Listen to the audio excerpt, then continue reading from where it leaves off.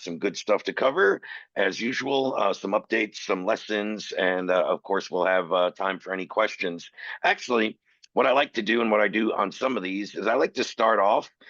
Any of you guys that came to this call with a specific question or something that you want addressed, if you have anything like that, do me a favor and just type a one in the chat. I will call on you and we will dive into any questions or anything specific you might have hopped on this call looking for in terms of, again, whether it's a question, just insight or advice on anything.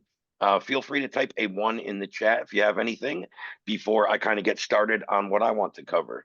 And I'll repeat that one more time here in a moment. I saw a couple of people just came in. Cool. So welcome. I'm repeating myself to you guys that were on, but a couple of you guys just joined, and I just admitted a few more names. And what I had said to start off today's session on the DaaS Sales Workshop, if any of you guys came to this call with a specific question, anything to do with sales, or anything you needed clarity on, go ahead and type a one, the number one in the chat, and I will call on you and we can dive into questions. Otherwise, I will also leave a Q&A at the end of the call for after I go through some resources, today's lesson, etc. But again, a lot of the times, especially when I see a few names, just want to be sure nobody is hopping in with a specific question that they want addressed right from the top and just try to be most respectful of everybody's time here. I don't see any comments in the chat yet. So that said, I will just dive into things. And again, I do see a few new names. So one thing that I'm just going to cover quickly because I also see a few names that are pretty much here every week, and thanks for coming back. But something I cover every week and that I give away after the one-on-one call that we do together when you guys enroll into the DaaS program is what's called our DaaS seller resources. So as I go over this, I'm just going to go in the chat right now and drop the link to this document for anybody that doesn't have it, wants to grab it again, or just wants to kind of follow along. So right in the Zoom chat there's a link to a Google Doc, and that's the one that's on my screen. And this is what I put together for you guys in terms of everything you need to go resell the data as a service and build out your full sales process. So again, from number one, showing you the exact sales process I recommend. Number 4 and 5 are the scripts or the frameworks already built out for your sales calls that I recommend using. We're actually going to be going into one of those today. A copy of the pitch deck that we give you guys to, have some visual aids and be able to use on some of your sales presentations. 20 or so of my call recordings that you guys can use as, I've heard the feedback best from these on people just getting more familiar with the best terminology, the best verbiage. Some people told me they kind of took a little from my approach and kind of adapted it to their sales style, and it helped them. So all this stuff that should help you guys close deals, from scripts, frameworks, call recordings, pitch decks, sales process build out, and everything in between is located within this document.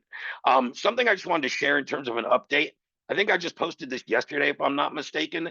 But something very simple I built out, and I get asked kind of over and over again by a lot of different DaaS clients, is like, hey, Ray, I just want a quick, like 3 or 4 steps on how to go build out my DaaS sales funnel to go resell. In this case, I did the super pixel. I've had a lot of people asking about that specifically.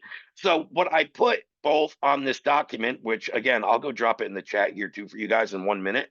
But if you see within the school community, yeah, I just dropped this yesterday. There's a little video on this, maybe about 6 minutes or so, if I'm not mistaken.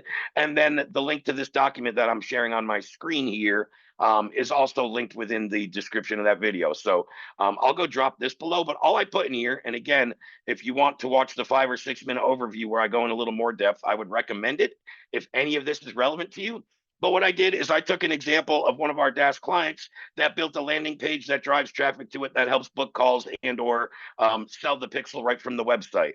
I put my best tutorial and the Pixel Forecast Calculator tool here on the best ways to, number one, assess if it's a good fit and if there's going to be a home run in terms of the ROI for your potential client, et cetera, as well as how to price it and the different pricing options for none of you guys. Maybe for some of you guys that don't yet have pricing figured out. Maybe you haven't pitched this yet, et cetera, et cetera.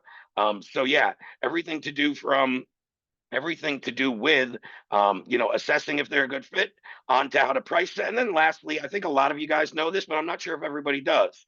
So like the next thing I get asked is, okay, Ray, I have a landing page built out. I kind of know how I'm pricing this and what I'm charging. And I know how to use the forecast calculator and really assess if it's going to be a home run and a solid ROI. Now that I have that, how do I create the contract? So, as many of you guys know, and again, I'll go through it super, super quick, but what's highlighted there, it just says go into our school community, go to the classroom tab, scroll down till you see contract clients or contracts and agreements. Click on that. And then there's two different tutorials with the two different types of contracts that we see most prevalently. And really, the only two I think I've ever used when selling a data deal is either the master service agreement or the statement of work agreement. There's a quick little tutorial on each, so you can kind of figure out which one's better for you. And then you just click on the little link down there in blue to download your own copy. So, again, just really quickly, little document here going over that. And again, just a really quick 3-step example. Are there other little pieces to this? Yes, there are within any sales funnel or any sales process, but this is just like the 3 most direct steps where you have an example of a landing page that's already working and converting, an example of how to assess, how to price it, and then knowing how to quickly go get, create, and customize an agreement. And I think those are the 3 key steps to pretty much reselling the pixel. So let me go drop this for anybody that wants this document and the links to these examples. Let me go drop this here in the chat as well. And send one question there. Dustin, on the slide deck, can you touch on what organic takedown means? Yeah, so great question. Actually, I usually talk about this in a little more depth. Yeah, I will go into that really, really quickly for you. What I would say and what I normally say to that, and then I'll get into my lesson after I answer your question here, Dustin. But the organic, what I normally tell people, and you'll see we're actually going to cover part of this, customizing the pitch. I'm normally only highlighting the slides I want to show that are relevant to what I'm pitching. I rarely, if ever, utilize the organic takedown one until maybe, and again, usually, I can't say usually, I think always the organic takedown, and any of you guys that are familiar with our 7 Trojan Horses, organic takedown, I forget if it's number 5 or 6 on that particular document, but what I do know is everything after Trojan Horse 4 and beyond, number 1, 2, and 3, if we're talking about Trojan Horses, which kind of leads into, and I'm trying not to astray or confuse you here, Dustin, but the Trojan Horse is directly correlate to a lot of our deliverables and features and how we set up the pitch deck. Trojan Horse 1, 2, and 3 are pretty much the low-hanging fruit. That's Pixel. That's Pixel with reactivation. That's in-market audiences. The things that are usually the low-hanging fruit. Trojan Horses 4 through 7, the organic takedown being one of those, Dustin, is something that I typically upsell or cross-sell, usually about 4 or 5 months into a relationship with a client. And I'm happy to get into and explain more. We actually have a full tutorial just about that, which if you want, I can direct you there. I don't think I want to make this whole call about the organic takedown, THO, but we have a specific module on when, how, and why that's relevant. To answer your question, if I'm using the pitch deck, I'm not using that. I probably used about 6 of those slides. I want to say, and again, off the top of my head, I haven't flipped through the pitch deck in a little bit. I think there's something like 20 some odd slides in there, if I'm not mistaken. I usually narrow it down to, and I usually know about the 5 to 7, somewhere within that amount of slides that I actually want to use in the presentation.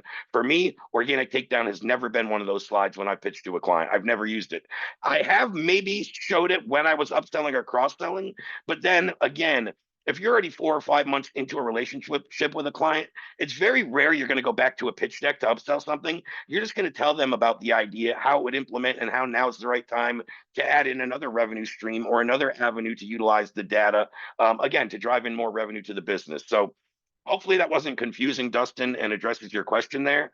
But yeah, it's not something I go over. When I actually utilize that pitch deck, I'm really focusing on, and again, I kind of want to customize my pitch, and I'm going to go into this a little bit in today's lesson, to what is going to solve problem 1 and 2 for them, or what is going to get the quickest result.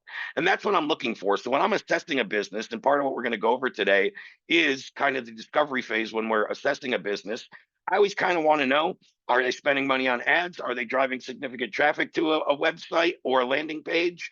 What is their current acquisition channels? What are they doing right now and for the last 6 months to drive in a majority of their clients? Once I have a good understanding of those, it really helps me customize the pitch and what I'm going to want to present toward the end of the call, Dustin, and everybody else for that matter. And again, then I'm going to utilize the slides that are relevant to that. So if it's a lot of traffic to a website and not a lot of ad spend per se, and they're not really looking for audiences right off the bat, I'm probably only going to use 3 or 4 slides in that whole presentation. Whereas if I think audiences plus pixels a fit, I'm going to probably use 7 or 8 slides. If I just want to go into audiences, it's probably going to go back down to 4 or 5 slides.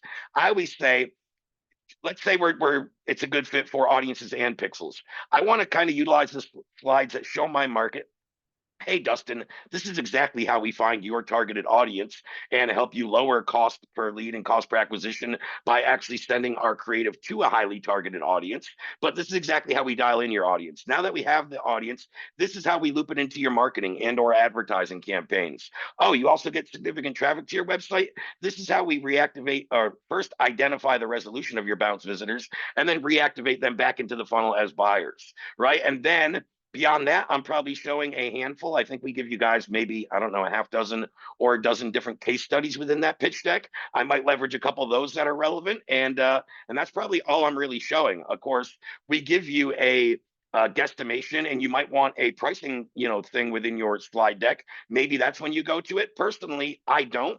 And if I do and I am using a slide or something to screen share and show price, I'm actually going to bring that up later because my pitch and when I present price are 2 separate parts of the call. And I'm going to dive into that a little more here today. So, guys, basically for today's lesson, and that was a lengthy answer to your question, but there was kind of a lot to cover. And I think that was relevant to more than just you, Dustin. I'm sure other people had that to ask as well. So I just wanted to be pretty extensive with my answer. But guys, what I really wanted to go over today, I see a few of you back from the last couple of weeks, and I've been kind of going in a progression from, hey, I'm not booking any sales calls, and what do I need to start with? Getting my offer in, my messaging, my outreach. Then last week we dove a bit into the triage call and what I'm looking to accomplish in that first call.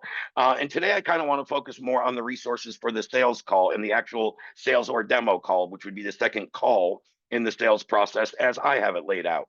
Now, again, that is built into this document, number 5 on the document that I've already shared in the chat here today. And every one of you guys should have. If somebody hopped in late or somebody doesn't have this, just let me know in the chat. I will drop the link again. But I post this one every week, and it's in the resource email I send to all of you after we do our one-on-one call together when you first enroll. But yeah, number 5 in here.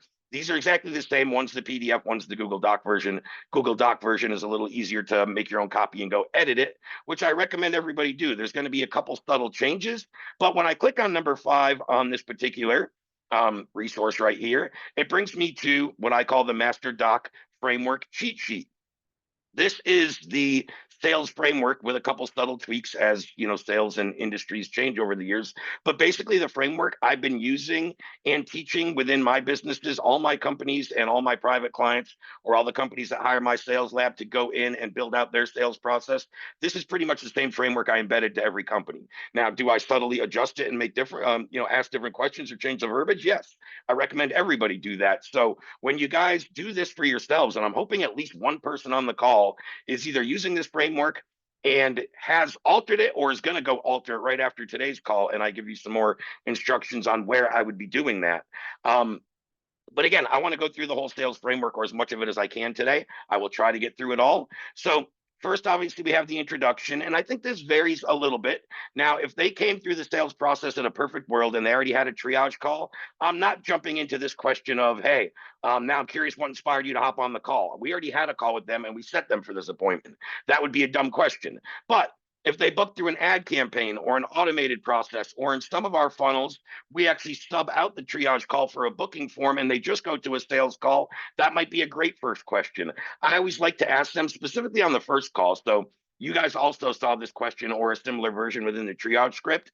And as I told you, this question is always great feedback for me to get as a business owner or a sales rep to feedback to marketing, because I'm going to find out what type of angles or verbiage or, what type of marketing materials really led to them booking. So, hey, Bob, I'm curious what inspired you to hop on the call today. Well, Ray, I saw your ad about your first party data platform, and I really just wanted to know, can I get lower cost per lead and acquisition for my clients by just embedding this data? Right. So now I know, hey, I want to keep hovering on or making other angles and variations of that lower cost per lead and acquisition hook or whatever. So you're going to get feedback and you're going to really understand what inspired them to hop on the call, which helps me shape how I want to structure the call, right? Another great, introduction question is, hey, Bob, we have whatever, let's set the agenda. Normally a sales call, I would say 45 minutes I like to set. You might do them in 30, you might do them in 60, whatever. But hey, Bob, we're here for about the next 40 minutes together. What are you hoping to get out of today's call in a perfect world? Well, Ray, I'd just really like to know more about this system and this platform and how it would work for my business. And of course, I want to know price. Great, Bob. I'll be happy to get to all that. Boom. And then I just kind of sidebar and go into my situation. Or it's always good to ask, as we're growing our brand and getting out there, what do you already know about us? So for us, for instance, guys on Audience Lab, I might get a guy that says, I know nothing. I saw your ad 3 days ago. And I might get a guy that says, I've been following you for 2 years and I watched every one of Adam's YouTube videos. Again, I'm going to handle that call a little differently from somebody that knows a lot about Audience Lab and the verbiage and terminology I use, as opposed to something that knows nothing about my company or what we do. I'm going to handle the call a little different. So it's good to get that feedback there. And again, those are three great questions. Not saying you have to use all three, some variation, one, two, maybe three, to kind of do the intro of a call and get some good feedback data and also help you shape how you're going to structure the call going forward, right? So that's kind of the intro phase, and even that's probably in more depth. What I always say for me is the biggest factor on a sales call is getting the situation or discovery or gathering intel. I see a few different people call it a few different things. I call it the situation phase. I think when you get this right, it really makes every aspect of the call easier. Does that mean this is more difficult than closing or overcoming objections? Depends on the individual. I'd say for most, no. But what I would say is if people really focused on getting this right, they'd have a lot less objections to overcome and they'd have a lot less pitching to do at the end of the call when you've really identified the situation. And this is also the part of the script or framework from here to here specifically, what's highlighted, where I would make the most adjustments depending on the offer, the niche, the industry. So for you guys and for me, you guys will see when you go through my framework, this was made more for my sales team, selling Audience Lab to agency owners primarily, along with some business owners. But we're really trying to assess if you're a business owner or an agency. Are you looking at using the data for yourself or your client? Much different questions than I would likely be asking if I'm you going directly to the brand. Some of these are probably super similar as well, and some of these I wouldn't change regardless. But I just wanted to kind of set that preamble, for lack of a better phrase. And again, this is the aspect where you're really going to want to go in and say, I always say, what are the 5 to 8 questions I really want to ask to understand if this person's a good fit for my solution? And sometimes it's for me needing to understand if I'm a good fit to help them, right? It's not only are they a good fit for me, are we or our software, our solution a good fit for the problem they have or to help them, achieve the result they're looking for, et cetera. So you guys will hear me talk about this a lot. I always like to make at minimum a 2-part question, and most of these will be. And I've said this over and over. I probably said it last week on the triage call. But when we just ask a guy a simple question like, hey, Bob, how much revenue is your agency currently making a month? 20K. And then the conversation lulls again. How much would you like to be making? 50K. And it goes like there's a lot of kind of resistance and hesitancy and sales friction. And it's more like an interview or interrogation than a conversation. Whereas when you say like, where's my revenue one in here? I don't know. I'll get to it when I get to it. But any of these are a fine example. Like this: who do you serve and what's your expertise? That could be one. So he's instead of who do you serve, he's not just going to say roofers. Well, Ray, I work with roofers and home service companies, and my expertise is to drive down their marketing cost and help them turn their marketing budget into more paying jobs, right? Whatever. So that gets me a lot more data and keeps the conversation going rather than just saying, who do you serve? Roofers. What's your expertise? It's just a lot more back and forth. Or this could be the same or a different variation of the first question. Who do you serve and what do you charge for your services? Maybe you guys are really assessing, I only work with higher ticket business owners, or I work with physical products, but I don't want people that are selling a $2.99 fidget spinner. I want people selling $90 freaking space heaters, whatever. So understanding who they serve or how they charge for their services may be a great first question. So again, these first few, I almost guarantee that some variation of them is still relevant. Might not be too much to change on your own version, but definitely there will be some. So when I first get into this situation, and I jumped ahead just by one line, and again, I think I brought this up on the triage call as well, but I like to start with a really overarching question that gets them to talking. And then from there, I'm going to kind of assess out of these, how many little check marks do I have down there? 1, 2, 3, 4, 5, 6, 7. So I said again, somewhere between like 5 and 8 questions or whatever. We have 7 on my script. Now, depending on how much they give me on this open-ended question, I may not need to ask all 7 of these things down below. Again, and you kind of want to, I don't always do them in bullet points either of exactly how they're listed. I'm kind of going to pick the question that piggybacks off of their answer that is most relevant next. So if they start going into revenue stuff on this first question, even though I didn't specifically ask that, I might go into revenue questions next and then dive back into something else later, etc. But sometimes I start off with something as simple as, hey Bob, just so I have a better understanding, and let's just go back to where it left off. Hey, what did you want from the outcome of the call? Well, I wanted to know more about, your data and how it worked and the price. All right, Bob, that's great. We'll dive into that in just a minute. First, I just want to make sure I understand your business right so I can give you the best recommendations and suggestions. Is that cool? Yeah, sure, Ray, that's fine. Great. So just so I have a better understanding, Bob, can you give me an overview of your business and what's currently happening? And that's very vague, right? So we usually get one of two people here. The guy that's like, well, Ray, I have a SaaS company. We've been in business 4 years and I got 15 employees. Or we have the guy that's like, hey, Ray, we run the software company. This is the product we deliver. We've been in business 5 years. We're currently doing about 1.5 million in revenue. We have a growing team, and this is kind of our roadblock. And they might give me a lot more. So we'll get a person that'll just give you kind of a clear, concise overview, or somebody that's going to talk a lot. The guy that talks a lot usually hits on a couple of these questions and already answers them for me. If so, I'm either going to skip over or I'm just going to verify. Hey, earlier, Bob, in what you said about your business, you were telling me you're a SaaS company, and tell me a little more about that software and what your expertise is specifically within that, right? Or who does your software, who's your end buyer, whatever, right? So I might just reiterate or ask a little further. But some great questions to put in there, as we already kind of covered number one. And, um, who do you serve and what do you charge? Well, Ray, and let's do this more from, let's say you guys talk to people that are similar business models as you. Again, I'm not sure, but let's say you're on the phone with a consultant or an expert business or an agency. Hey, Ray, we're a marketing company and we charge 2,500 a month for our standard retainer services. Great, man. Okay, that sounds cool. Well, let me ask you, how long have you been running this offer and how many clients are you currently working with? We've been running this agency offer and these marketing services for about 4 years now. We're currently working with 13 clients. Awesome, man. 13 clients. Sounds like you have a good infrastructure. Let me ask you, in a perfect world, how many clients would you like to be working with? Or maybe better suited, how many can you handle? Because I know agencies spend a lot of time in fulfillment. Tell me a little about that, right? And then I'm going to dive into, and what we're doing is kind of future pacing them. This is really good for you guys working with home improvement companies, insurance agents, real estate, mortgage, those type of things, because they're usually like, guys, I can handle as many as you can give me, right? Or we're kind of number one questioning their infrastructure and almost pre-qualifying them. But I want somebody that's basically telling me I have the infrastructure to at least double in size right now. I have 13 clients. I could easily handle 25 and about double. Gotcha. That's awesome. So tell me, you currently have 13 clients. What is your number one method to acquire those? What are you currently doing to acquire your existing clients?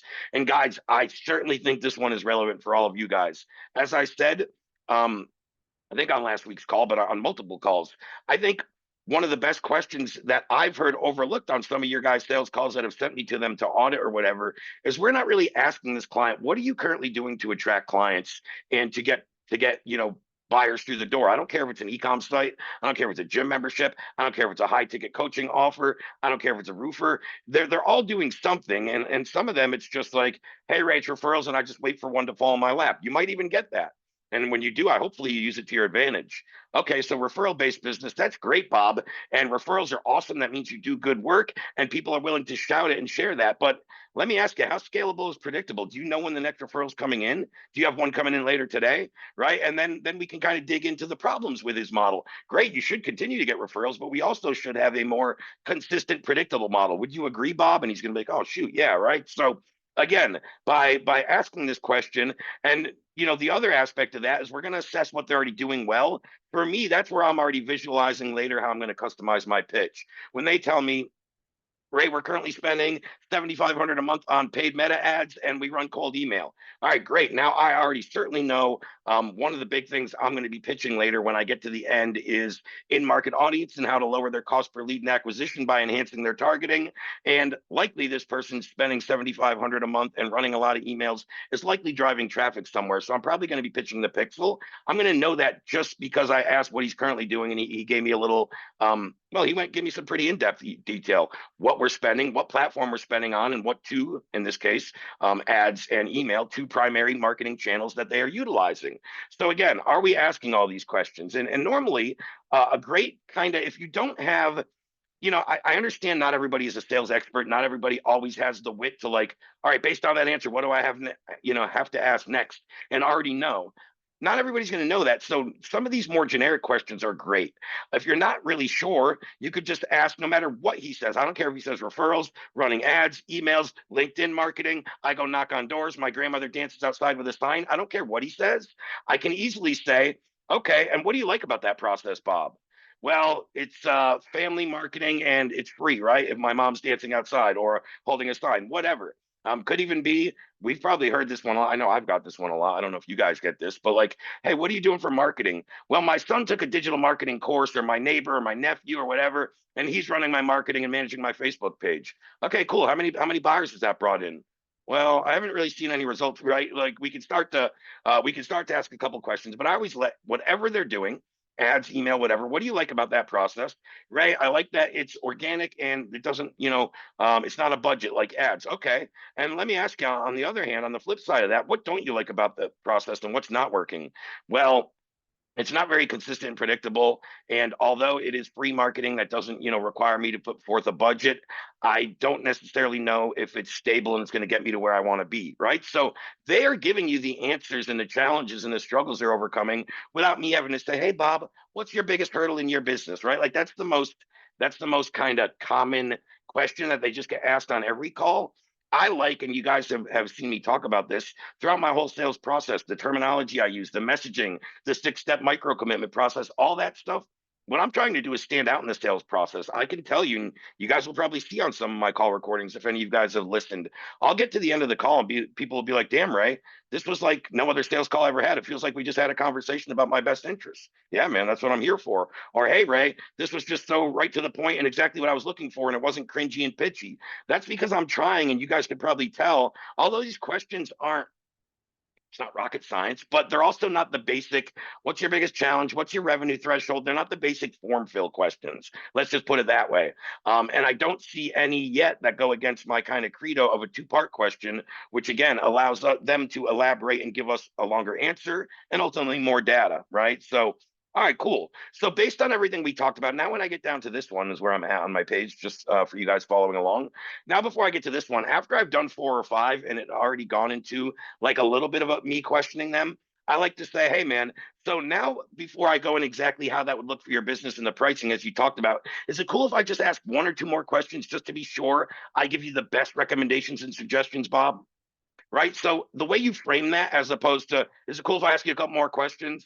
It's kind of night and day, and it stands out. It makes them feel like, oh, shoot, he's doing this so he can further serve me. And when you ask it that way, very rarely will they say, no, Ray, don't ask me more questions so you can give me the best advice. Right. So again, sometimes it's just in the verbiage and how we position questions.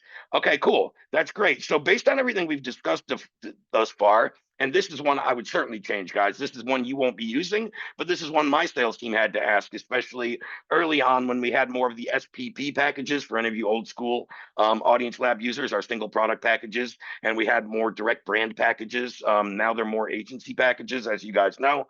But great. So based on what we discussed this far, are you potentially looking to use this for your brand directly or for your clients? If I were you guys, it would be something along the lines of, hey, based on everything we discussed this far, if I was to give you accurate in-market relevant data for your company, what would be the best way that you would go reactivate this without asking my expertise here, Bob? And I'd love for him to think how they would implement the data so I can best guide him and direct him. I think that's a great question. And then always, your guys might change. Some of these might be very similar. The last question is usually metric oriented, and it's kind of It can be a lengthy question. It goes a few parts, but based on what he says there, hey, in my question, well, I'm looking to use this more for my clients. I just want to deliver them better results so I can retain them longer. Okay, great. That makes sense for your business. And that makes sense. So for your business particular, let's dive into some of the applicable numbers, right? And again, then we want to naturally or organically, and again, I gave examples of this to my team, transition in the following topics. So again, if this guy's using, in this case where he said he was looking to use it for his clients, maybe I won't use that one. Let's say somebody that was using it for themselves and to get results for their own brand, the same way most of your users are or your prospects are. What I would say to them is, great. Let's go through a couple numbers so I can really give you the best, recommendations and suggestions again. But I really want to make it relevant to the numbers so we can make an analytical decision here today, Bob, and really see if it makes sense for you. So, do you know your current cost per acquisition? Okay, cool. So you said you are using this for yourself, and the way you were going to reactivate it is in your ad campaigns. What are you currently spending on your ads? Okay, great. And you told me about your rough cost per acquisition. Now, what is your conversion rate, and what's the average order value of your product or service? So anything that we either didn't get earlier, or we just want to reiterate to make sure we have the numbers right. In some cases, specifically, right, we might want to find out the number of monthly visitors to their website if we're looking at pitching the pixel. So just going a little more in depth and kind of picking, I would say there's normally like a core four metrics or numbers that I really want to have a good understanding from the business owner's perspective. So again, I can go in and make an analytical decision. Again, so I think that is the most important or integral part of the sales call. And when we ask the right questions, we get the right information. It really helps us lead the call in their best interest so we can customize our pitch to, again, solving problem one and or two in their business. Not a lot of people are willing to pay for you to solve problem three, four, and five. They want people that will solve problem number one and two in their business. And when we have the right people, it could be lack of sales, lack of leads, lack of conversions, right? Could be rising budget, could be too high, metrics and costs, all those things. So understanding that we really have assessed the problem and we can, I don't want to say present or pitch, but we can recommend an ideal solution to that problem is certainly relevant. So a lot of times also, guys, when we go through the discovery situation, gathering intel phase, whatever, we may already find out the problem in their business. But a lot of times at that point, since that's not really geared too much around problems, a lot of times those will be surface or symptom level problems that we end up getting. And we might want to dive a little deeper into the root problem. So if we want clarity and we're not sure we necessarily diagnose the problem in your business, we might want to ask them straight up, right? They might have told us earlier, hey, Ray, I'm at 20K. I'm trying to get to 40K, or hopefully we're working with even bigger businesses, but whatever. Let's just say that's the number per month. I'm at 20K months. I'm trying to get to 40K. Let's say I haven't really personally got clarity or I haven't had it come out of his mouth yet. I might ask him, hey, Bob, so you told me you're currently at 20K. The goal is to get to 40K. In your mind, what is the biggest problem or obstacle from stopping you to getting that result? If we haven't already diagnosed or assessed that, a very straightforward question. And he's usually happy to tell you because he knows at this point that we've framed this in the position to give him the best recommendations and suggestions here on today's call. Sometimes we might go a little deeper into it. Hey, what's causing the problem? How long has it been a problem? So just asking two or three more questions below a symptom or service level problem to get to the root or the real problem. A more kind of advanced one and more for you guys selling B2B. Totally within your style and when it's comfortable. I found this to be more helpful for me and my sales style. And I've also seen it kind of backfire, not be a real relevant question or not help in certain people's sales calls. So totally up to you. But sometimes when they tell Ray, my big problem is my rising ad cost, right? In the old days, I used to know I could put $1 in and spit out $3 on the back end. Now, for each dollar I'm putting in, it's barely spitting out $1.50 out the back end. And with those margins and overhead and operating costs, it's just not near profitable as it used to be. And I don't know if I'm going to be able to sustain it. Okay, Bob, I told you. So your rising costs, your lowered profitability, and being at the mercy of ad platforms sounds like your problem. Tell me, is this having an impact on you professionally, personally? Is it a combination? This is where we can dive into more the emotional side. I think this is a better question for more transformational than analytical or ROI offers, but I think it can be relevant, and I probably use it more often than not in both circumstances. But again, totally up to you if you feel like that's relevant. And then Next, diving into the solution. As I always say, there's a lot of sales scripts and frameworks, and some of the first ones I was taught or I operated under. Once you've broken the ice, you've done the intro, you've done the situation phase, you've dove in and assessed the problem, then you've even found out on income impact of the problem. That's where you make your transition as a rep and start going into your solution. And I'm not saying it's right or wrong. I've made sales doing both, but I found it much more relevant and helpful to rather before I start diving into my solution, just ask them more about an ideal solution. And asking this question specifically, outside of any info I might have gotten in that situation or discovery phase, this is the most relevant question to me, also customizing the pitch, which I'm going to get to here momentarily. But I might say, hey, Bob, so in your business that's struggling from 20 to 40K, the rising ad cost, everything we talked about today, what does an ideal solution look like for you? Just sit back and think and tell me that, right? So we'll get the business owner, we'll get one of two things here. The business owner's like, an ideal solution would be some type of targeted audience that I can really, and they might even say your solution to you. I'm not saying that's going to happen a majority of the time. In this case, the way I'm doing it, it's kind of leading down that road. I didn't necessarily script it that way, but they might just say, "Hey, man, an ideal solution is really getting better targeting because if my targeting's better and my ideal audience, I know that that directly correlates to my cost per lead acquisition and my rising ad costs." Right? They might say, "Hey, Ray, a solution would be getting a," and again, it could be a different problem or different, but they could say the problem is more sales reps, higher close percentage, whatever. But I would like them to tell me what the ideal solution to the problem looks like. And sometimes I get this question back when I ask this. Well, Ray, I'm not really sure what an ideal solution looks like. That's kind of why I'm on the phone with you. You're more the expert.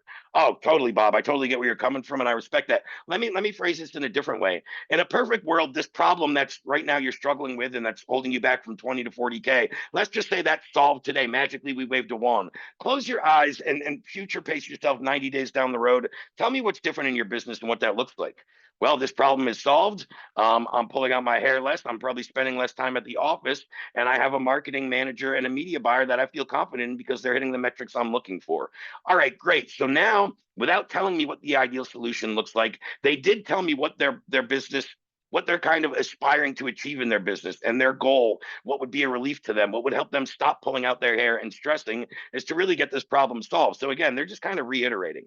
I always love this question, and this works really, really well, especially when we're working with the more basic service provider, roofing agent, sorry, real estate agent, insurance agent, things like that. Because a lot of times when we're talking with, again, I can take a variation of each, but let's say the roofing company. What does an ideal solution look like? Well, Ray, an ideal solution looks like marketing that actually converts. I've been told to run money on Facebook ads. I've been told to do radio ads. I've been told to do local marketing. I've tried about 5 different things and I've thrown 25 G's at this and I don't know what's converting.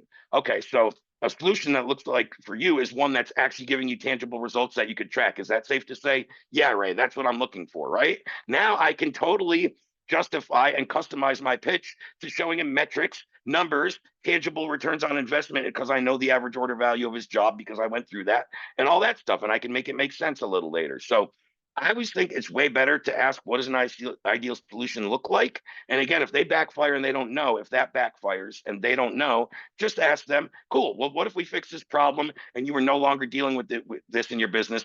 What do things look like 90 days down the road, say 3 months? My time is freed up. I'm happier. Morale's better. Profits are up, right? They're going to tell you all the results and outcomes that they are looking for, which help you craft your pitch to showing results and outcomes that they are looking for, right? So again, that one's really, really good. If you're not sure, I usually stop at that one. I gave these two check marks below. You can dive in a little deeper if you don't get a good answer or they are very, very vague in terms of what an ideal solution looks like. Or even when you ask the second one, when you start to ask them like, hey, what does things look like if your business is just running on smooth operating mode? And they're like, I don't really know, right? Business has never operated that way, so I can't vision it, right? We're all going to get those people that can't answer the question the way we would like. Sometimes you might just want to dive in with one or two other questions that will help get them talking a little more about it. And then I would say to them, hey man, so if you were able to get this problem solved, your cost per lead and acquisition were dropping, your ad profitability was going up, and you were pulling your hair out less. How would things be different for you? Well, Ray, I think it would certainly increase profitability. It might even let me keep the promise I made to my wife to take her on this dream vacation that I've been pushing off the last 2 years as margins are shrinking. And I just think it would make life a lot more stress free. All right, great. That makes a lot of sense. And let me ask you, right, on the flip side of things, I'm gonna skip ahead for 1 second. And again, I might have put this in here out of order. I'll go back and readjust if so. But a lot of times, no, I could see where I would go to the tie down first. But anyway, I just want to skip ahead just for how kind of this fits into the script the way I initially wrote it up. But when they say like, hey, this would be how things would be different, sometimes we want to paint the picture in the opposite light and be like, all right, Bob. And on the flip side of things, let's say we don't get this problem solved. Let's say cost per lead and cost per lead and acquisition keep rising. Let's say ad profitability keeps decreasing. What's going to happen to your business if you don't get this problem solved in 3 weeks, 3 months, hell, let's say 3 years, Bob, right? And I ask that for a reason. And some of you guys have heard me say this before, but a lot of times they'll say, well, Ray, if it's happening for another 3 weeks, I think we can endure it. I think it's an immediate issue and we are still profitable. If it's happening again for 3 months, I might start to get mad at myself because I'm on a call with you right now looking for a solution. And if it hasn't been solved in 3 months, that kind of means I failed as a problem solver and a business owner. And if it keeps going this way for 3 years at the rate we're seeing, we won't be able to afford it. I don't think we'll still be in business. Totally, man. I totally get where you're coming from. And that's where I kind of switch into going into my pitch right after they've just kind of told me the worst case scenario. If I don't get this problem solved within 3 years, I might not be in business. That's a pretty glaring problem. And it's coming out of their mouth. It's not you saying, if you don't get this solved, it's coming out of them. Now, what I've put in the middle of this that I didn't do when I first wrote this framework initially, and why I just confused myself here, even with the tie down. Tie downs I use twice in the framework now, where below it used to just be down below. And why that is once they told me what they're looking to get fixed and how things would be different, I kind of want to tie them down to one specific thing. So, Bob, now saying that, do you feel like if you had in market first party data with a higher targeted audience that overnight dropped your cost per lead and acquisition by 30%, do you think you could achieve that higher profitability in that more stress free business? Yeah, Ray, I totally think if I had this, I could achieve that. I'm just getting them to say, if I had X, I could achieve Y. And that could be different in everybody's equation, right? This is just a little more elaborate way to say it and for a little more advanced. It's doing the same thing. I would only use one or the other here of these tie downs. But yeah, we're just kind of tying them down to kind of one thing. And then again, once they've kind of said that, you can kind of almost rip away that dream momentarily and say, hey, on the flip side of things, if we don't get this problem solved, yada, yada, yada. Once they tell me that, again, hey, Ray, worst case scenario, if this is happening for 3 years, I don't know if we're profitable and still operating. I don't know if we're still in business. Totally, man. I totally see where you're coming from. Hey, is it cool now, Bob, if I kind of run for you how I've done for 20 other companies like yours, how I've helped them go from 20 to 40K a month, for how I've helped them drop their cost per lead and acquisition and increase profitability? Is it cool if I share that with you now and how it would work for your business? Oh yeah, that'd be great, right? So I always ask to go into that, and then I always talk about customizing the pitch. So, in this case, again, this one was built for my sales reps at Audience Lab to pitch and sell to primarily agency owners. But I wouldn't really deviate too much from this. I would have a few either education and or video resources. Doesn't have to be video, sorry, visual resources that I've found personally convert better. I found that while I'm pitching or presenting or whatever verbiage you want to use for it, if I'm screen sharing and showing them stuff, I found it to be more effective than just, non-screen share and not having stuff. So that might be the pitch deck, right? That could be a document showing your deliverables and the three-step process used to to flip their profitability, et cetera, right? So in my case, what I had for resources, in addition to just obviously with Audience Lab or a software, you can also choose to demo the platform, right? But in addition to that, we had certain resources that we might use and show them that private clients had access to, that laid out the process for our successful clients, et cetera. So and again, it says use in parentheses, whichever of the following relevant or applicable, whichever of the following are relevant / applicable. So again, Just because we have an ebook, a DaaS doc, an SPP overview, and a different screen share, pitch deck to use. Not, I would rarely, if ever, use all four of those. But what the rep is doing throughout the call is thinking to themselves, all right, when I get to the pitch, I know I'm bringing up the platform overview and the ebook. I think that's going to be most relevant. Or the platform overview and the DOS documentation, walking them through their onboarding and in one-on-one calls, etc. Rodney, you had a question? You can go real head before I dive into the end of this. I'm still going to leave time for a Q&A, but go Yeah, ahead. You can go real quick. it's just real quick. The link that I clicking on, it doesn't take me the same place that you're showing on the screen. Hold on one second. So, hold on. The link that you're clicking on, where? It's the one that you sent at 3:07. So that one is this, okay? Can you see my screen here, Rodney? Yeah. The one I shared at 3:07 is this, and the one I'm on is number 5 on this list. When I click it on, it only goes to 3 for some reason.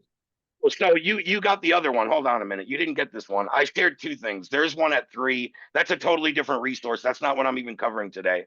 That was just a new update. Let me put this one in the chat for you now. Yeah, I dropped 2 docs in here. If you came in or you can only see the one at 3:07, you may have come in late. So now this one that I just dropped in the chat. Thanks. When you click on that, I'm on number 5 on this particular resource doc. So go click on number 5, and that's the one I'm currently on. Thanks. Okay, that's exactly what I was looking for. Okay, great. Okay, great. Thank you. Perfect. And I'll still go back to a Q&A, but yeah, let me finish kind of where I was at. So let's go back into, number 5, and that's what it's showing this. And then for anybody that wants to utilize this, go to the top on yours, click File, click Make Your Copy. Once you make your copy, you go in and edit it and make whatever changes to the questions that I talked about, specifically up here in the situation and or discovery phase. File, make your own copy, go, adapt it or make the proper or necessary adjustments, optimizations, etc. But cool. So now we go into the pitch, right? And then after we pitch, and I'm not going through the whole pitch part today, that would just take too long, and I didn't come with my screen share materials, but I think everybody has a pretty good visualization of what I'm saying. And between the resources in that document or whatever you guys should have, you should have some very good stuff to screen share and show them and walk them through the process so they can see a clear path from A to B, from rising costs and lower profitability to lowered costs and rising profitability. You need to make them kind of see that. Not to say you can't do that without visual aids, but I found it works better, and I usually utilize them while I pitch. Now, once I get done with the pitch, before I ever get to price, again, that's why I said if I'm using a slide pitch deck and I have slides in my pitch and then pricing, I'm going to stop screen share and go through this before I bring up the pricing. Pitch and price present are 2 separate parts. As you'll see, the pitch present, which actually should be highlighted in the color like all the other ones, which I'll do after whatever, but the pitch present and then present or price present and close are down here. So pitch does not mean price. That's the presentation. Down here is where we get into price. Again, so once I've taken them through my pitch, if I've done this well, I always like to mix in the temp check. All right, great, Bob. So based on everything we discussed here, finances aside, because obviously that has to line up, but in terms of what I've broken down for you here today, on a scale of say 1 to 10, Bob, 1, Ray, you're ugly, let's hang up now. 10, I need this data and this solution in my business yesterday. Where do you think that falls on that end of the spectrum? I'd love to hear that, right? And we generally, when you guys get good at this, when we're assessing right, when we have the right prospect and we've kind of customized the pitch to solving problem 1 or 2 for them, we should normally get an 8 out of 10 or better here. That's what I'm accustomed to getting. I pretty much feel disappointed if I pitch and I get less than an 8. I either did a shitty job or I'm talking to the wrong person. It's usually one of those 2 things. Can it be an outside third factor? Sure, you can always find 1 or 2, but 99.9% of the time, I either did a crappy job presenting or I'm talking to the wrong person or he doesn't have the right problem, right? That can kind of be lumped in within 1. So, hey, on a scale of 1 to 10, hey, Ray, I'm an 8 out of 10. All right, great, Bob. So you're an 8? That's awesome. Let me ask you, what was missing from my presentation, or what do you feel like I didn't show you that would have had you closer to a 9 or a 10? Well, you showed me the data, the platform, the expected results, but I just don't know. I'm not super techie and I'm not certain about the level of support. So it looks like it might be a little techie for me, and I'm not sure. I guess my doubt is, am I sophisticated or smart enough to be able to pull this off? Oh, cool. Well, I didn't have time to go through everything we do, Bob, but did I mention that you get access to one-on-one support calls? We have a chat bubble within the platform where you can ask tech questions, and you have access to about 11 weekly workshops with experts for support throughout the week. Knowing all that, where would you stand now on that? Oh, shoot, I have all that. I'm probably closer to a 9 out of 10, Ray, right? So the reason I asked that question, like what's missing, 9 out of 10 times, guys, they're going to say something that we probably offer and maybe we just didn't cover when we went into the pitch. Because I don't know about you, but I can't think of one product or service I've ever sold when I told them every single aspect of what's done and what to expect within there. I'm always highlighting what's going to be relevant to them to get them the quickest result and solve problem 1 and 2. And in some cases, that might not be the workshops or the support. Like maybe I didn't walk through all that, right? So asking that question many, many times, much more often than not, they're going to say, well, Ray, if you offered this, I'd probably be more in. And you guys probably offer that or can offer that. Or if you hear the same thing 3 or 4 or 5 times, hey, if you just offered this, I would be more, more bought in. You guys should go get that put in, whatever that thing is that they're saying, right? So it's good feedback. So always a temp check. And that's what I always talk about, the two big keys that people overlook in this process. And I think more advanced sales reps always use, and less confident, less advanced sales reps almost always skip over this, is tie downs and temp checks. Make sure you tie them down to, if you had one specific solution or thing, could you achieve one specific result or outcome? And again, temp check, get them to say they're a minimum at 8 out of 10 bought into the solution. That way, when we get down to price and I start going, and this is what I would do. Like once they say, hey, Ray, I'm a 9 out of 10. That's where I go in for the assumptive close. Okay, Bob, so you're a 9 out of 10? Perfect. Well, the last piece here is just the investment, and that's the best part. In order to achieve those lowered ad costs, those increased profitability, and get the stress out of your life and your business, it's just $2,500 per month for the data package. As long as that line up, let's move forward today. There's nothing stopping us from getting you rocking and rolling and getting these results in your business. Would you agree? Cool, we accept credit or debit, what works best for you. And I go into the assumptive sale. I know a lot of people are hesitant to do that. I don't know, you tell me, did that feel kind of pushy or pitchy? I don't think so in the way it's done, especially since they just said, yeah, I'm a 9 out of 10 and like this is the solution I need. Usually if somebody tells me this is the solution I need, the next thing they want to know is the price, so that's what I'm going to go into, right? And we're always piggybacking our next section of the framework based on what they just told us. I'm a 9 out of 10. Cool. I know he probably wants to know price next and make sure it's affordable, right? And then I dive into that. I'm not going to go into the more in depth, and I don't have time today.